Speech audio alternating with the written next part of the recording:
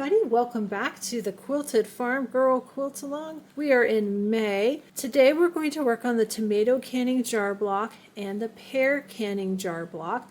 I'd like to apologize for getting this video posted so late. We've had some things going on. We had some animals that needed to get to the veterinarian. It's been a very busy month. Let's go ahead and get started. Here's the two blocks we're going to be making today. I can't give any of the measurements. You need to get the measurements from the Quilted Farm Girl pattern. I'll go ahead and link that below. I've already prepped my fabrics. I'm working with the quilt kit, so my fabrics match the way that the quilt looks on the cover of the pattern. Normally, I stitch on my Singer 66 sewing machine. These two blocks have some very, very small pieces. When I stitch on my Singer 66, the fabric tends to slide a little bit. Today I'm going to sew on my Juki TL 2020 PE. It's the same as the TL 2010, which is the blue and white machine. Get all your fabric prepped, grab your pattern, and let's head over to our sewing machines. Here's the Juki. We're ready to go. I've got my diagonal seam tape set up. Right now I have the foot on with the 1/4 inch guide.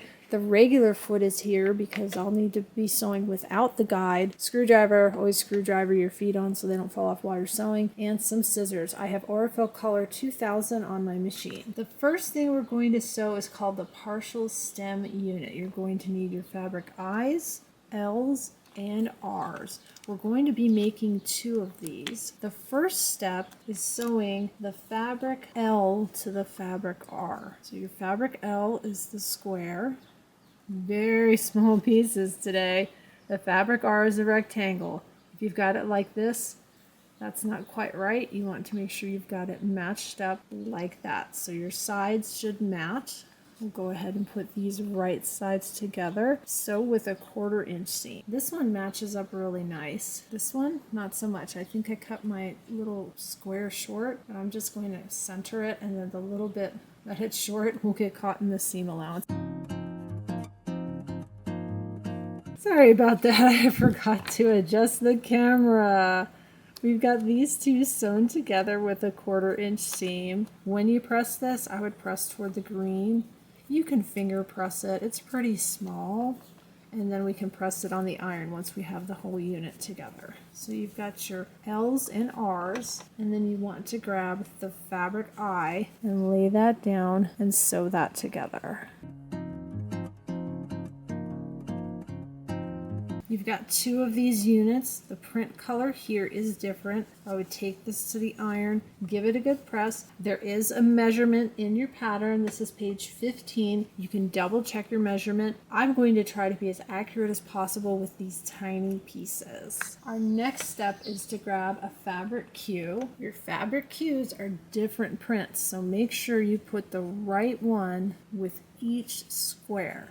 You can draw a diagonal line on the back corner to corner. I'm going to use the diagonal seam tape. Let's put this right side down, and we're going to sew from this corner here to this corner here. So when you have your fabric cue laying down, you'll see a little bit of this on the right hand side. You can pin if you like. I am going to sew corner to corner using the diagonal seam tape, and this is a pretty small piece, so I'm not going to switch out this foot. Normally I would take this foot off with the guide, but this is a pretty small little piece of fabric. Before I go cutting off this little corner piece, I'm going to fold this and make sure that I did a good job and that I have the right print. That looks good, and that is what it's supposed to look like with that little V of the background fabric poking through. And let's look at this one. That also looks good. So if you're happy with the way these look, you want to trim off the extra about a 1/4 inch away. I'm just going to use scissors, small piece of fabric, and then I'm going to take this over to the iron and press toward the green. Here's what these look like. They came out great. You want to grab a fabric G, that's going to go on the left, and then a fabric F, that's a rectangle, that's going to go on the right. And if you look at your picture of the tomato, you'll see this is the top of the tomato.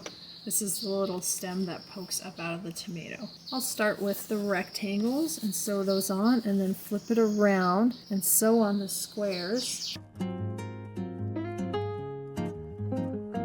There's the rectangle piece. It looks like it's going to want to press that direction. Do you see that? That's how I'll press that. Let's grab our square. This side is nice and straight, so we'll put right sides together. I'm going to sew this seam, and then look at your pattern on page 16. It gives you a measurement for this unit. It's calling it a tomato stem unit. You can double check your measurement. Let's see which way this wants to press. That wants to press out. So I'm going to go ahead and press both of these out like that and check my measurement against the pattern. Here's the 2 tomato stem units. All I could trim off were some outside threads. It's pretty much the size it's supposed to be. Next, we're going to work on the top of the tomato. We want to grab our fabric H and P. We have our fabric H and our fabric P. We're going to make 2 from each print. So I'm going to pull 2 from my fabric P in the red. This is also red, it's more of a pinky red, and 2 of those. And then I'm going to put this back on so I don't accidentally mess these up with anything else. Set them to the side, and then you're going to need 4 of your fabric H's. If you want to draw lines, you'll draw a line corner to corner on the back of your fabric H squares. I'll be using my diagonal seam tape. I'll lay these down right sides together and then stitch corner to corner. I am going to take off the foot with the guide for this, put on the foot with no guide, get these matched up, and sew corner to corner. You can pin if you want.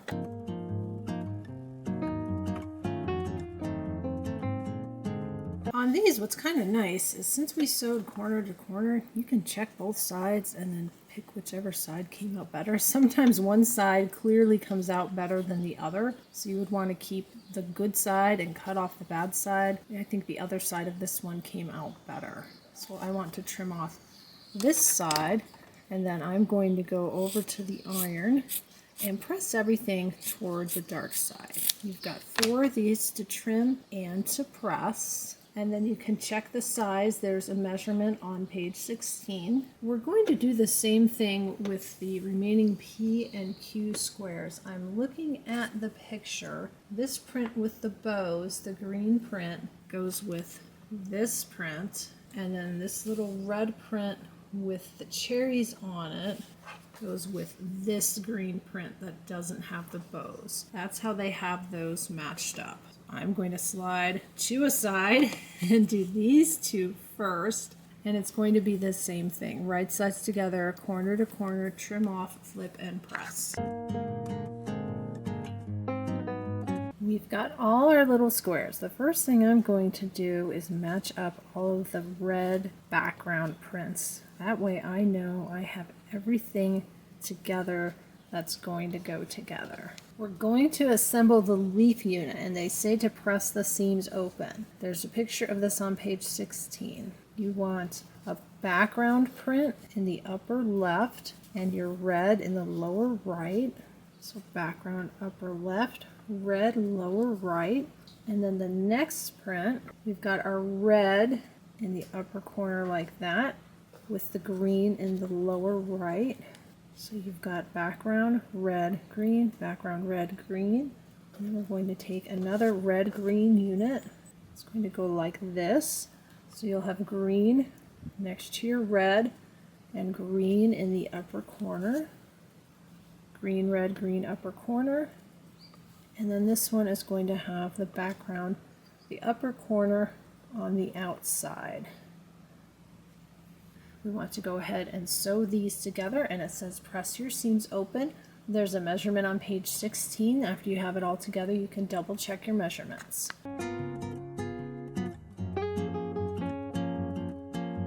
Here's how I press the leaf units. I pressed the center part open. The outside ones I went ahead and pressed in. I've got these 2 units done. We're going to set these aside, and we're going to start on our tomato. You've got 2 fabric O's and fabric H's. You can draw a line corner to corner on the back of the fabric H's. They're going to go in each corner of your fabric O's. So 1 in each corner. We're going to sew corner to corner and trim off the bottom part, and corner to corner and trim off the bottom.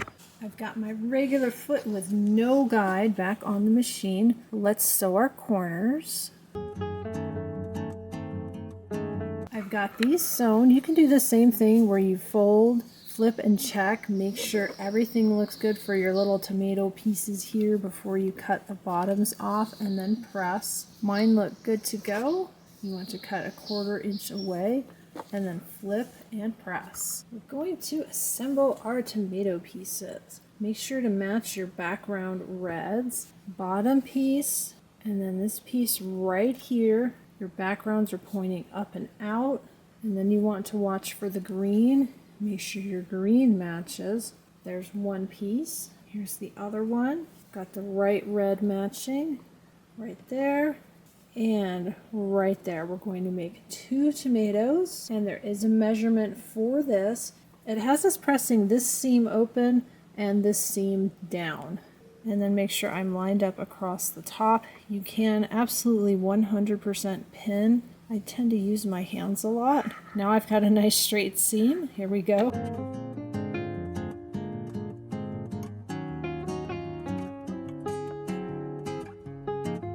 I'm going to do my second tomato off camera and get them pressed.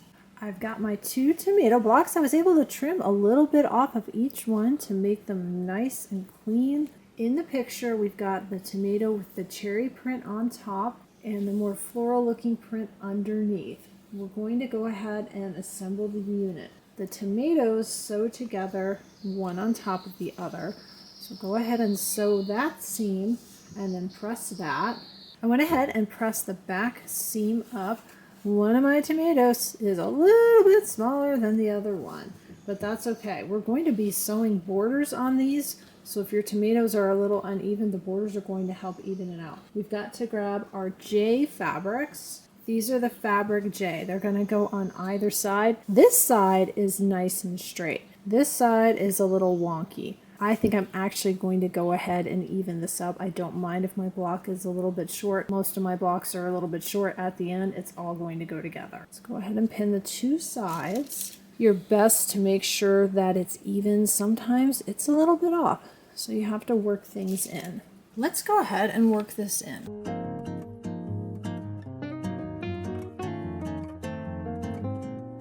Here's what that looks like. Do you see the wave? Let's take this over to the iron. I have an Oliso iron. It's going to squeak when I pick it up. The first thing we're going to do before we press this is flatten this seam. Grab the iron, and then I'm just slightly pulling the block just to make sure it lays nice and flat, and I'm not going back and forth. I'm just pressing. I'm essentially just flattening my block. I may not have pressed the tomatoes the best. In fact, I can see that when I pull this right here, there's a little bit of give in there, so I didn't do the best job that I could have done when I pressed the tomato block.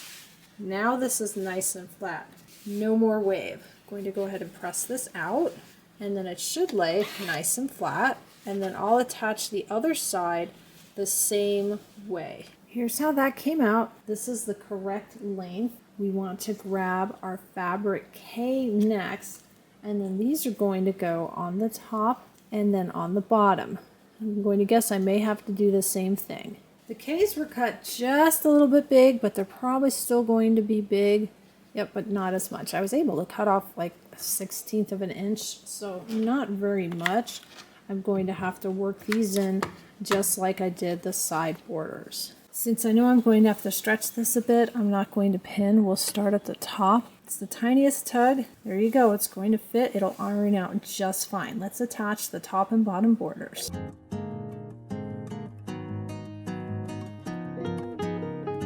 You can see it's got a slight wave. This is better. This one I can probably go ahead and press. That'll lay nice and flat. I bet the top has more of a wave. It does, because there's more pieces here. There were more cuts and more chances for me to make a couple mistakes when I sew, but that's okay. This is going to come out great. Here's how that came out. It looks great. The next thing we want to do is attach our M and N units. Those are the stripe units, and it's going to be the same procedure. So your M will go on the side, and you'll do both your sides first, and then the N will go across the top. Since it's exactly the same as what we just did here and here, I'm going to go ahead and do that part off camera. Let's look at the tomatoes. I had to trim a little bit, and I'll be honest, my rotary cutter slipped here and it kind of went in. It's not 100% perfect, but when it's in the quilt, it's going to be just fine. Let's set this aside. We're going to work on the jar lid unit. We need 2 B's and an E. There's your E, and then you should have 2 B's. These are going to go on either side, and then we're going to need fabric C, and you have 2 fabric A's. If you want, you can draw lines corner to corner. They're going to go in the corners here, and we're going to sew this way and this way. I'm going to sew all of this at once. Let's head over to the machine. Both of these corners look good. I can cut off the outside and press that. Let's go ahead and get our fabric E and B. I'll go ahead and take this over to the iron and press. We just made the jar top, and then we've got the lid. We've got 2 fabric D's. They're going to go on the sides. And then we've got a fabric C for the bottom. Grab that. There's all the pieces laid out, trying to get them all squished in so you can see them all on the camera. The first thing we want to do are our side pieces. This is your fabric D. So straight seams, both sides, and it says to press them out toward fabric D. I'll go ahead and stitch that off camera. Here's how that looks with the sides sewn on. A little bit wonky here across the top, but overall looking pretty good. Let's sew these last few seams. Let's go ahead and put the jar lid on the jar top. Hopefully these match. Looks pretty close. Let's go ahead and sew this seam.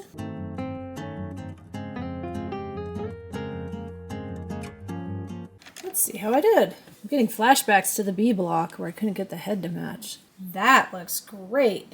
Did good over there. Let's look over here. That does not look great. That's funny. I thought this one was going to match and this one wasn't. I can go ahead and seam rip a little bit here. I can see right here that it's not completely lined up. This part needs to shift over that way just a little bit. I went ahead and sewed the part that I seam ripped. Let's have a look. Let's see if I got it any better. Nope. Looks almost exactly the same. I'm just going to leave it at this point. Let's go ahead and put the jar lid on our block. Let's have a look at that. Go ahead and flip this up. Oh, that'll be fine. I'll just trim this off and I'll trim this off. It's not going to make the jar look weird. It'll end up looking just fine. We've got the last seam on the bottom, and I'm going to bet that this piece is going to be long. Yep, just like the piece on the top. Got everything sewn together. I'm going to go ahead and press those final seams, trim it up. I'm going to compare it to the measurement given in the pattern. My guess is I'm going to tell you it's short. Here's the finished block. It looks great, and it's short. And when I say short, I mean really short, like a 1/2 inch in one direction and 3/4 of an inch in another direction. When you look here, you can see where it's going to be put in the quilt, and I can see that it's surrounded by the background fabric, which is good. So I can leave myself a note that this is short, and when we get to the end, when we're adding our background fabric, as I start to lay things out, if it just doesn't fit right, what I would do is use the background fabric and just build the block up until it's the exact measurement that it needs to be, and it'll fit in the quilt just fine. A quick note, I'm not doing any of the embroidery work with this. It talks about doing the running stitch. I'm not doing any of that. We're going to do the pear next. I've got everything cut for the pear block. This goes up through letter V. I'm going to try and experiment with the pear block. I took off the 1/4 inch guide foot. I'm not going to use it at all. We're going to use this regular foot. Here's the 1/4 inch mark on my machine. Instead of using that, I'm going to line up with the outside of this foot, which is inside the 1/4 inch line, and we'll see how that does. We're going to start with a leaf unit. We need our fabric G and 2 fabric L's. If you're drawing lines, you're going to draw a line on the back of the fabric L. We're going to start with this one in the upper right corner, and we're going to sew corner to corner here, and then we're going to place another one in the lower left corner and stitch corner to corner here. to cut away the outside corners and then go ahead and press the outer triangles out. And there is a measurement for this. You can double check your measurement. Got our little piece here. We want to grab the fabric U and we're going to sew that right there. And then we're going to grab an I and sew that right there. When you have that sewn, it shows pressing toward the brown. I'm going to go ahead and press that, and I'm going to compare it to the measurement given on page 19. I measured this. I cut fabric G wrong. I can't tell you how I cut it, but it's way too big this way. So I'm going to take this apart and restitch it, reassemble it, and measure it because this piece is way too big. I measured this. It was slightly larger. I was able to trim a little bit off each end. Now it's exactly the size that's given in the book. So that made a difference not using the guide foot and using the skinnier seam allowance. Let's move on to the next step. We've got our fabric Q, 2 fabric L's. They're going to go in the upper corners and we're going to stitch corner to corner. So you can draw a line if you want. I'm just going to continue to use the diagonal seam tape. Once you've got those sewn, you can check that looks good. That looks good. I'm going to trim, flip, and press. And then we're going to grab our fabric K strips and we're going to sew one on each side. I've got those sewn on. I'm going to go ahead and press. I'm probably going to press out. There's no pressing instructions, and I'll measure. I pressed it and I measured it. It's exactly the size that it needs to be. So it seems that my problem is, even though I'm using this 1/4 inch guide foot, it's supposedly a true 1/4 inch guide foot. I did buy the official 1/4 inch guide foot packaged and sold by Juki. It's measuring over 1/4 inch. That's why everything I make is small. So I'll continue doing this for this block and we'll see if it ends up being the right size. Next, we're going to take our fabric S's and our last 2 fabric L squares, and we're going to go corner to corner. On one side, you'll go this direction, so upper left to lower right, and then on the other side, you'll go upper right to lower left, so like that. Cut off the corners and press. These are pressed. We're going to set these aside for now. We want to grab our fabric V and fabric T squares. Here's the fabric V, and you've got 4 T squares, and they're going to go in each of the corners, corner to corner. We're essentially making our rectangle more pear-shaped. Corner to corner, we're going to lose all the outside corners. So on your bottom 2, it'll be corner to corner here, and then on this one, corner to corner here. So we're making that pear shape.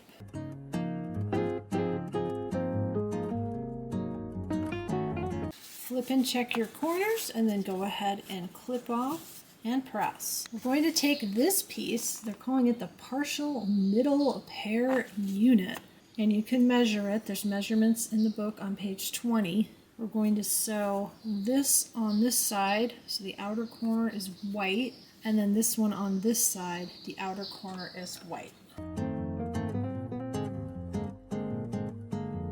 Before I go over to the iron and press this, I'm going to sew the next piece. We need fabric R and then 2 fabric J's. We're going to put the fabric J's in the corner.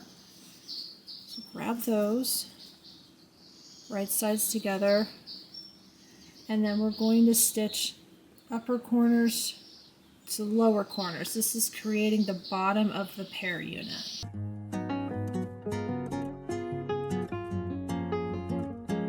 Going to check our triangles, make sure they look good. Looks good. I'm going to cut that off, press these out, and then press this piece. We're going to assemble the pear unit just like this. Your leaf at the top, this piece here, this piece like that, and then your bottom piece just like that. I've got all my pieces over here.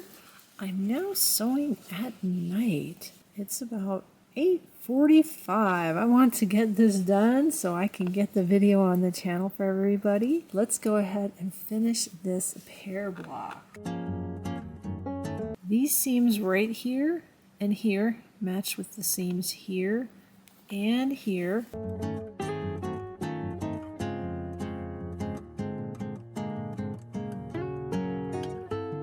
That looks pretty good. I'm going to double check the measurements on this. It's on page 20. I'm pretty sure it's going to be accurate now that I've solved the seam allowance issue. I'm going to add the borders. Now comes the real check to see how accurate this is. M is going to go on the side. Remember with the tomato block how much extra I had? Let's put down the M's. Look at that. So if I match this up top and then flatten the seams, fantastic. Looks like it's going to work out this time. I'm going to go ahead and sew these on, and then we'll press, and then we'll sew the ends across the top. So we're going to start with our M's on the side. I'm going to go ahead and press these just like I did with the tomato. I'll check my measurements, and then I'll put my ends on the top and the bottom, and we'll sew our top and bottom pear borders. I'm going to go ahead and press this, double check my measurements, and we'll go on to the next step. This pressed out really nice. It's about 1/32 of an inch short. It's very, very minute. Our next step is going to sew on the O and P's. This is the same thing. The side borders first, the top and bottom. I'll go ahead and do that off camera. Here's the pear unit. It came out spot on, looking good. I'm going to slide this off to the side. We want to grab 2 A's and an H, 2 C's and an F, and some B's and D. I'm going to line these all up to sew at the same time. Let's start with the A and H. The H is going to go in the middle, and the A's are going to go on either side like this. So one on that side and one on this side. They're calling that the sunflower stalk unit. Then we're going to grab our F and C's. F goes in the center and the C's go on the side. That's the jar lid. And each one of these has a measurement in the pattern, so you can check everything after you sew it together. So these go like this. And then we've got our D and B. We've got 2 of these. One of the D's is going to stay just as is. So we can take this and set it aside for the moment, and we'll take our 2 B's. We have to create some corners for this. This is going to be the jar top. These are going to go on the corners, and then we're going to sew inside to outside to give it that jar top look. I'm going to sew all of this at once.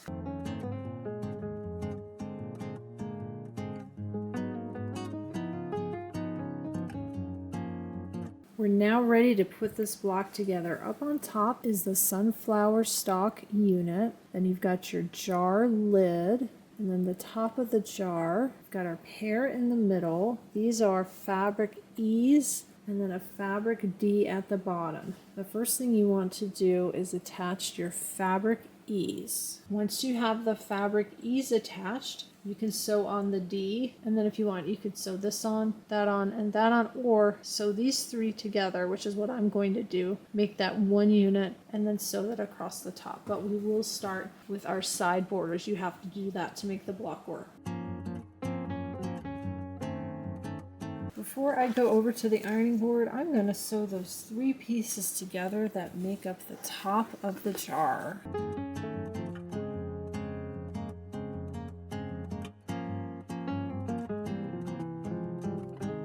Going to go ahead and press these. It shows pressing this seam up, this seam up. This seam will go down when we attach it to our pear. For the pear with the borders, we're pressing out toward the borders. I've got this pressed. This side I did pretty good on. This side just didn't come out as well. But as far as measurements this way, it's close to where it needs to be, so I'm not going to seam rip and monkey with it. I went ahead and I pinned both of these seams. Let's go ahead and stitch our last 2 seams for this block. When you press your bottom seam, it's going to go down toward the border, and then this seam is going to go down toward the jar. It has you adding a satin stitch right here to make it look like seeds on the pear. I'm going to leave those off. Today we finished the tomato jar block and the pear jar block. Those were our blocks for the month of May. I'll be back in June and we'll make the warm welcome blocks. We have to make 3 of those. They're made the exact same way, and that's it for the month of June. So that's a great month to catch up. If you're just starting, you can go back and watch the previous videos. Usually I get these posted more toward the beginning of the month. May got a little hectic. Thank you so much for your patience. I'll see you back in June for more of the Quilted Farm Girl. Bye everybody!